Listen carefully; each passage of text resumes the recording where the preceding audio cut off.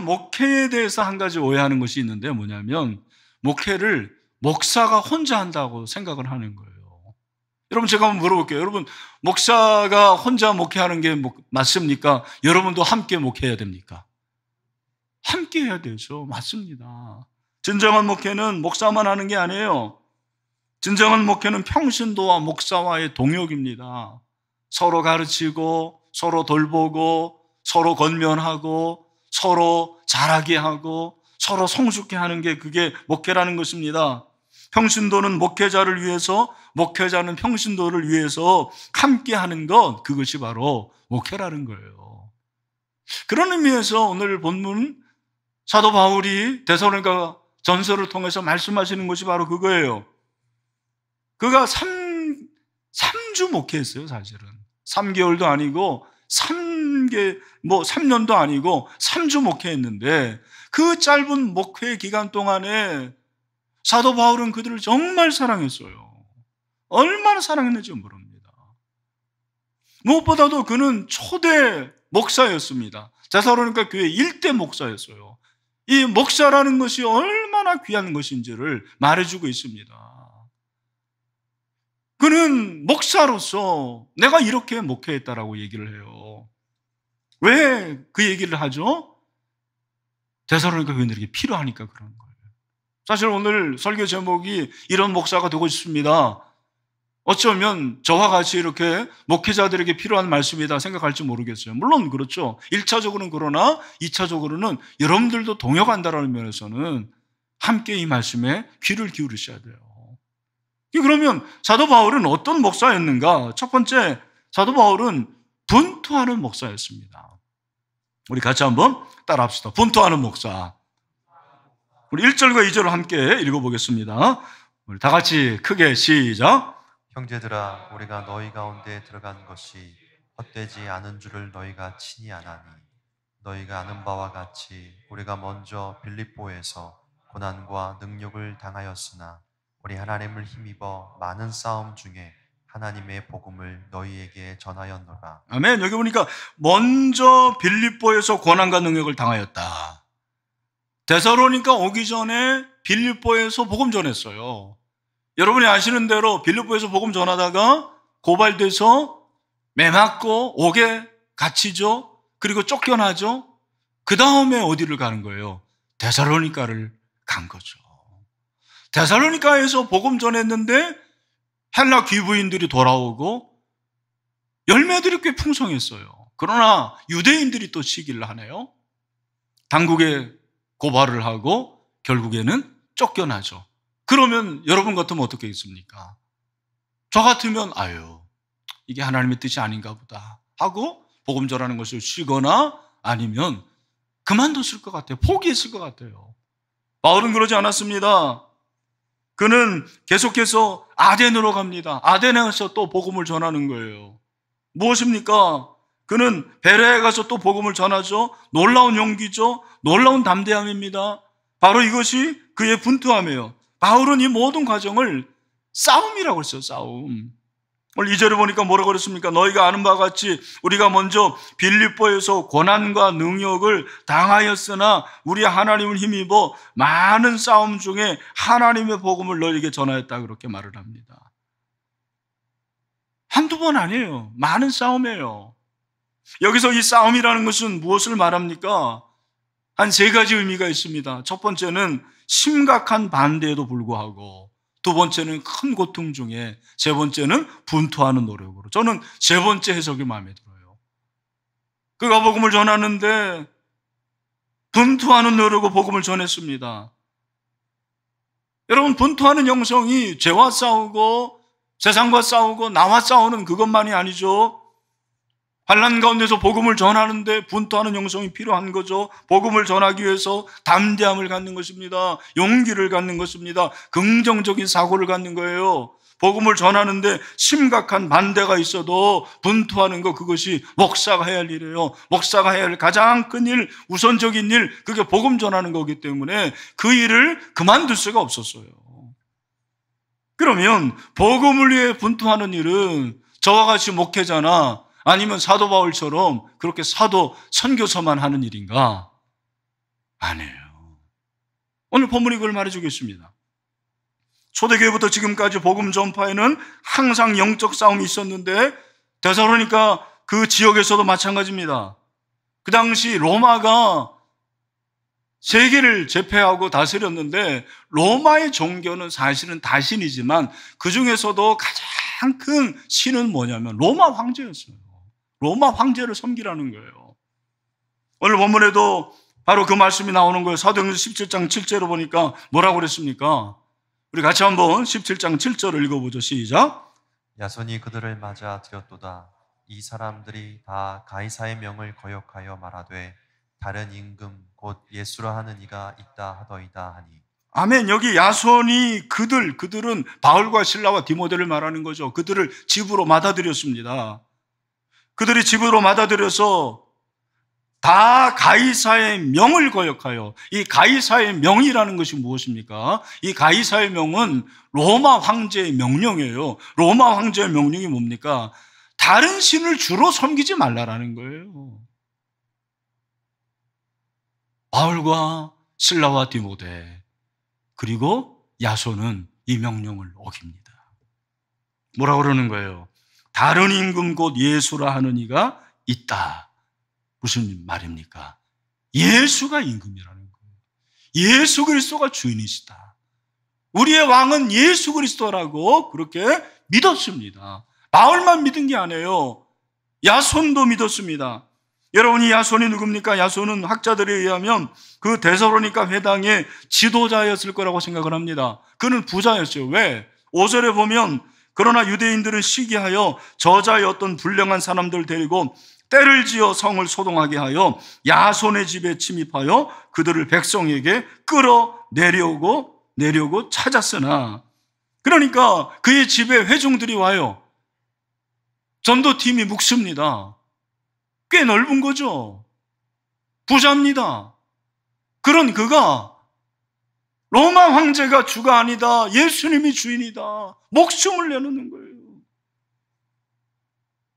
가이사의 명을 어기고 복음을 받아들이죠. 놀라운 믿음이죠. 분투하는 믿음이죠. 아마도 이 사람이 후에 데살로니가 교회의 평신도 지도자가 되었을 것이라 그렇게 추측을 하는 거죠. 이것이 바로 평신도의 힘입니다. 분투하는 평신도입니다. 오늘 한국교회에 우리 평신도들이 얼마나 많습니까? 여러분들이 분투하는 믿음을 가지고 있습니까? 과연 우리가 무엇을 위해서 분투해야 됩니까? 베드로전서 5장 8절 근신하라 깨어라 너희 대적 마귀가 우는 사자같이 두루다니며 삼킬 자를 찾나니. 여러분 정신을 차려야 됩니다. 졸면 죽습니다. 따라합시다. 졸면 죽는다. 여러분 깨어있게 되기를 축원합니다. 깨어있어야 돼요. 깨어있어야 돼요. 이 시대의 도전이 얼마나 강한지 몰라요. 여러분 깨어있는 게 무엇입니까? 어떻게 있는 게 깨어있는 거예요? 잠 안 자는 게 깨어있는 거예요? 그게 아닙니다. 예수님 말씀하셨어요. 마태복음 26장 41절 우리 크게 한번 읽겠습니다. 시작. 시험에 들지 않게 깨어 기도하라. 마음에는 원이로 돼 육신이 약하도다 하시고, 우리는 자꾸 뒤에 거를 해요. 마음에는 원이로 돼 육신이 약하다고 얘기합니다. 우리 예수님은 그거만 관심 없어요. 다시 한번 띄워주세요. 다 같이 시작. 시험에 들지 않게 어떻게? 깨어 기도하라. 여러분 깨어 있는 것이 기도하는 것인 줄로 믿습니다. 기도하는 게 깨어 있는 거예요. 저는 우리 신일교회가 깨어서 기도하는 교회가 되기를 주님의 이름으로 축원합니다.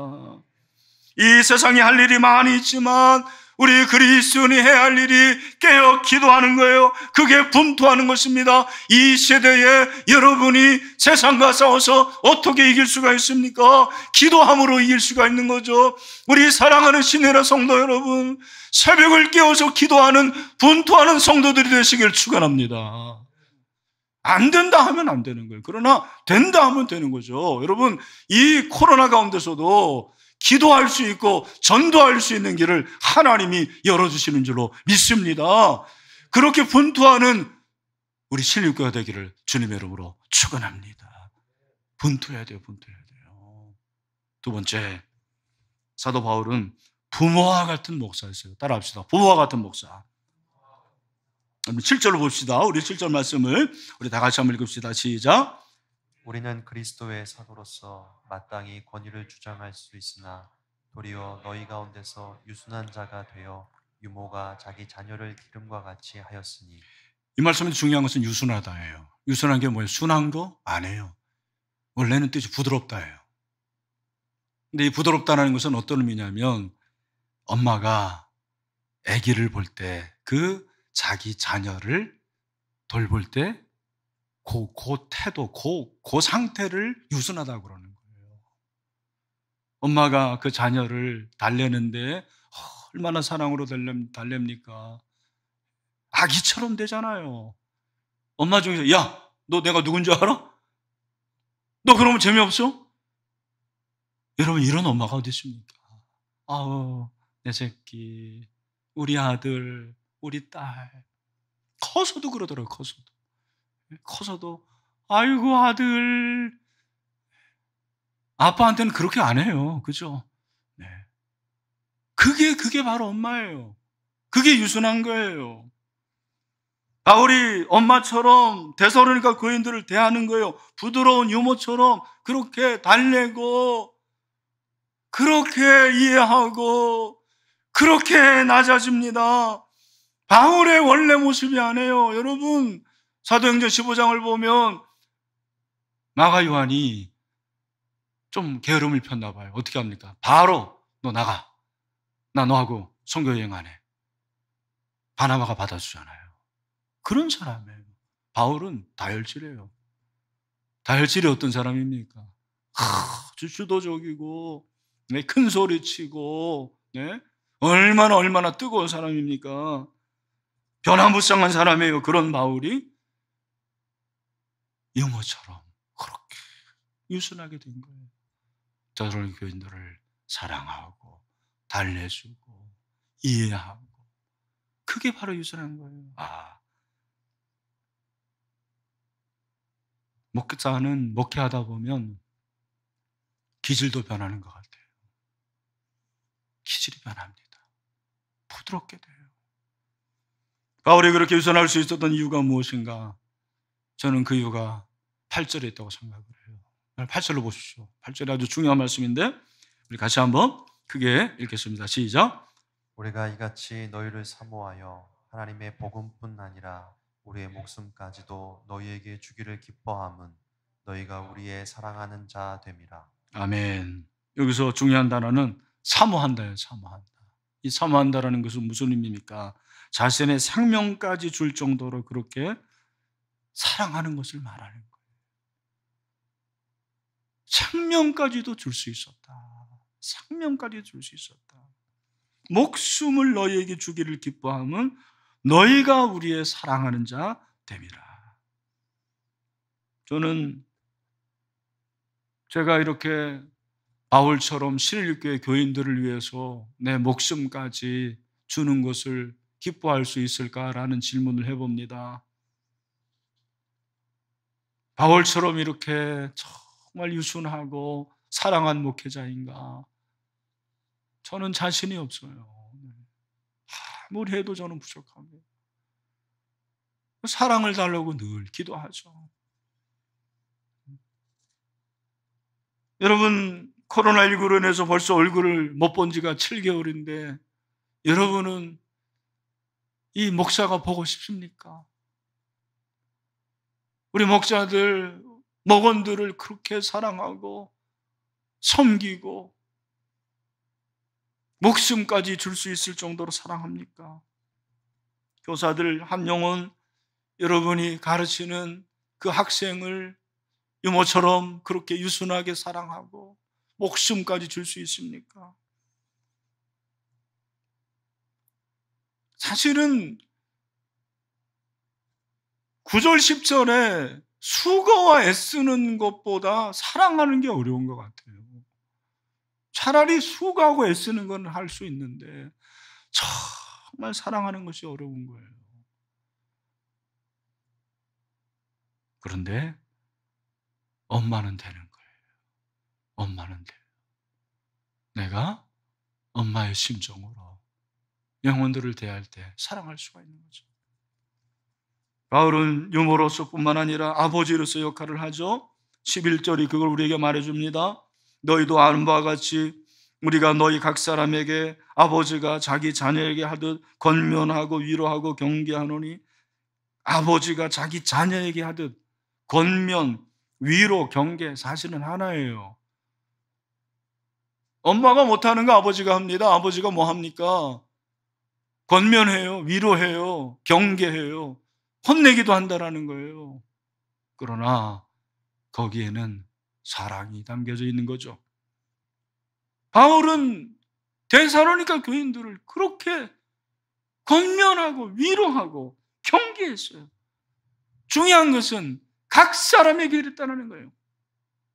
여러분, 우리도 중요한 것이 각 사람이죠. 이 각 사람이라는 것은 한 영혼을 말하는 것입니다. 제자훈련의 정신이죠. 또한 이것은 차별하지 않았다라는 거예요. 한 사람도 무시하지 않았습니다. 목회하면서 차별하기 쉽거든요. 나에게 잘해주는 사람은 내가 더 호의를 가지고, 나에게 부정적인 반응을 보인 사람은 사실 관심이 않는 것이 사실입니다. 바울은 그러지 않았다라는 거예요. 각 사람에게 차등을 두지 않고 무시하지 않고 균등하게 그렇게 사랑했습니다. 그렇게 하려고 노력했습니다. 부자라고 신방 더 많이 가고 가난한 사람 덜 가고 하지 않았습니다. 골로새서 1장 28절에 보니까 그의 목회 철학이 이거였다고 말해주고 있어요. 그게 뭡니까? 우리 다 같이 한번 읽겠습니다. 시작. 우리가 그를 전파하여 각 사람을 권하고 모든 지혜로 각 사람을 가르침은 각 사람을 그리스도 안에서 완전한 자로 세우려 함이니. 아멘. 이게 제자도잖아요. 각 사람을 권하고 각 사람을 가르치고 각 사람을 완전한 자로 세우려는 거. 한 사람 한 사람을 그렇게 세우기로 노력했다라는 거예요. 그래서 바울이 위대한 거예요. 부모로서 그렇게 유순하고 사랑하고 각 사람을 권면하고 위로하고 경계한 목사였어요. 세 번째로 사도 바울은 양심적인 목사였습니다. 따라합시다. 양심적인 목사. 여러분, 바울 서신을 보면 바울이 제자 디모데에게 정말 부탁한 게 뭔지 아십니까? 능력 있는 목사, 목회 잘하는 목사가 아니었어요. 뭐예요? 착한 양심 가져라. 양심을 착하게 가져라. 디모데전서 1장 19절, 믿음과 착한 양심을 가지라.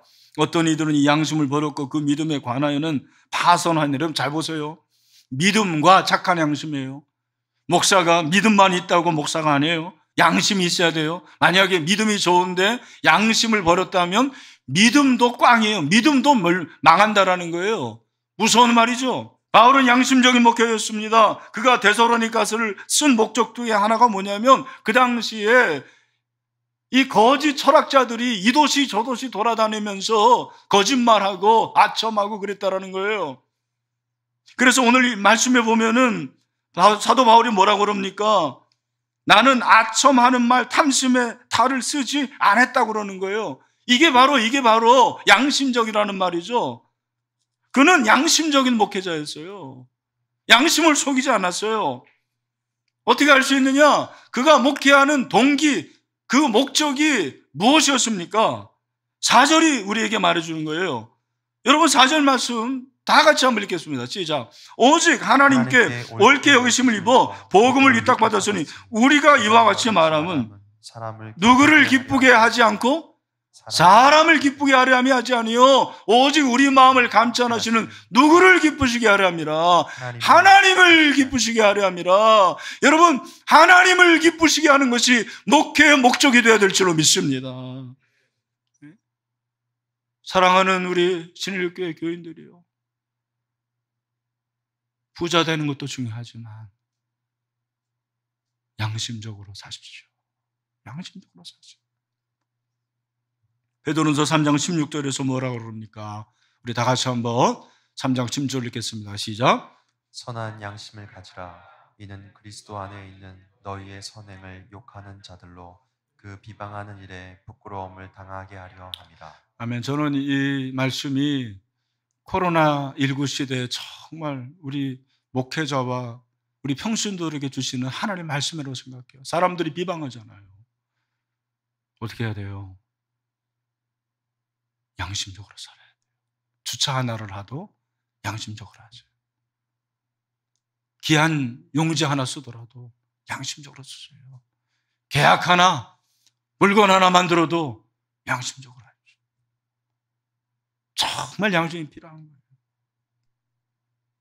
여러분, 이 시대는 사실은 목사의 권위가 떨어진 시대입니다. 목사를 존경하지 않아요.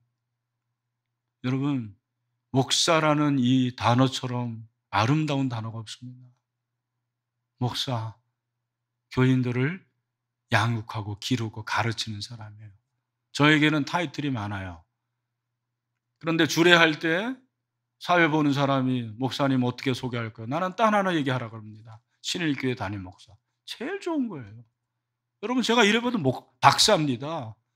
그리고 겸임 교수예요. 나는 그거보다 목사가 제일 멋있는 것 같아요. 저는 우리 교회에 목사들이 많이 나오게 되기를 축원합니다.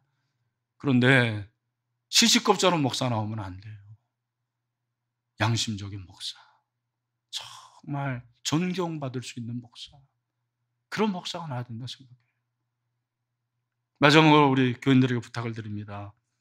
여러분, 한국교회에 존경할 만한 목사들이 많아요. 몇몇 목사님들 때문에 여러분, 목사에 대해서 함부로 말하지 마세요. 제발 부탁입니다. 목사를 판단하는 것은 여러분들이 아닙니다. 목사는 하나님이 직접 판단하는 사람들이에요. 여러분이 이래라 저래라 하지 마세요. 여러분이 할 것은 기도해 주는 거예요. 어떤 목사님이 잘못됐다고 생각하면 말하지 말고요, 기도하세요. 그 목사님 바로 되게 해주세요. 바로 쓰게 해주세요. 그게 나는 교인이 해야 할 일이라고 생각을 합니다. 그리고 여러분, 지금도 이 복음을 위해서 십자가 붙잡고 그렇게 분투하는 목회자들이 많아요. 개척교회에서, 농어촌에서, 산간벽지에서 그런 목회자들이 많아요. 말을 안 해서 그렇지. 여러분, 그러므로 한국교회는 소망이 있는 거예요. 목사와 평신도를 자꾸 구분하지 마세요. 원래 목사와 평신도 하나예요. 나는 평신도라는 사람 별로 안 좋아하는데 목사 말고 성직자 말고 말할 수 있는 단어가 사실 평신도예요. 성경을 보면 기능은 다르지만 하나예요. 우리 배웠잖아요. 베드로전서 2장 9절에서 뭐라고 말합니까? 우리 같이 한번 읽어보겠습니다. 시작. 그러나 너희는 택하신 족속이요, 뭐예요? 왕같은 제사장들이요, 거룩한 나라요, 그의 소유된 백성은 이는 너희를 어두운 데서 불러내어 그의 귀한 빛에 들어가게 하시니 아름다운 덕을 선포하게 하려 하심이라. 할렐루야. 여러분, 우리 모두 만인제상인 줄로 믿습니다. 작은 목사예요, 작은 목사. 우리 신일교회 작은 목사가 300명이 넘어요. 나는 이게 우리 신일교회 자랑이에요. 여러분들이 자랑입니다. 그래서 이 마지막 때 여러분들이 작은 목사가 되어서 하나님을 기쁘게 할 수 있게 되기를 주님의 이름으로 축원합니다. 말씀을 마무리합니다. 설교 준비하면서 제 마음속에 주님, 저도 이런 목사가 되기를 원합니다. 그래서 이런 목사가 되고 싶습니다라고 붙인 거예요. 사랑하는 신일의 성도 여러분, 여러분들도 이런 교인이 되게 해주세요라고 그렇게 분투하고 정말 부모처럼 양육하고 사랑하고 양심적인 그런 작은 목사들이 다 둘 수 있게 되기를 주님의 이름으로 축원합니다.